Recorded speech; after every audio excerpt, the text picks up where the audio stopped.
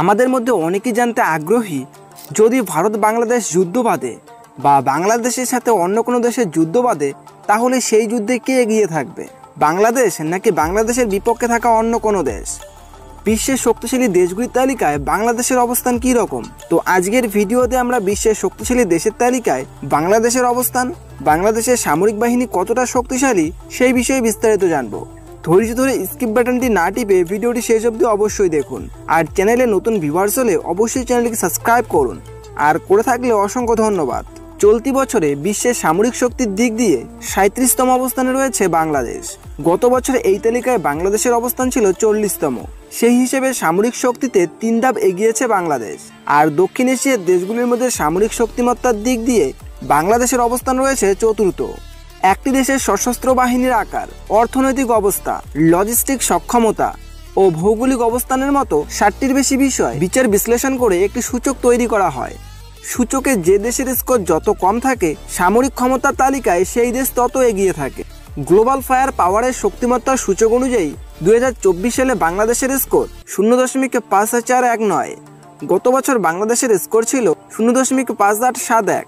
এবার সবচেয়ে কম 0.0699 স্কোর নিয়ে তালিকার প্রথমে রয়েছে যুক্তরাষ্ট্র। শীর্ষ 10-এর তালিকায় এরপর রয়েছে রাশিয়া, চীন, ভারত, দক্ষিণ কোরিয়া, যুক্তরাজ্য, জাপান, তুরস্ক, পাকিস্তান ও ইতালি।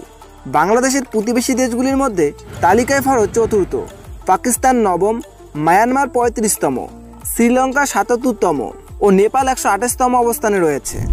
তালিকার সবচেয়ে শেষে 145তম অবস্থানে রয়েছে ভুটান। শক্তিমত্তা সূচকে দেশটির স্কোর 6.3704। তথ্য অনুযায়ী বাংলাদেশের সেনাবাহিনীতে সক্রিয় সেনা রয়েছে আনুমানিক 1,60,000। সেনাবাহিনীতে ট্যাঙ্কের সংখ্যা 320, সামরিক যান রয়েছে 13,100টি, সেলফ প্রপাল্ড আর্টিলারি রয়েছে 27টি। বাহিনীটির টয়েড আর্টিলারির সংখ্যা 437 আর রকেট আর্টিলারি রয়েছে 71টি। অপরদিকে বাংলাদেশের নৌবাহিনীর সদস্য সংখ্যা আনুমানিক 25,100। নৌবাহিনীর জাহাজগুলির মধ্যে ফ্রিগেট 60টি, করভেট 6টি, সাবমেরিন 2টি, টহল নৌযান 55টি এবং মাইন ওয়ারফেয়ার রয়েছে 5টি। গ্লোবাল ফায়ার বলেছে, বাংলাদেশের বিমান বাহিনীতে আনুমানিক 17,400 জন বিমান সেনা রয়েছে। বাহিনীটির মোট উড়োজাহাজের সংখ্যা 216টি।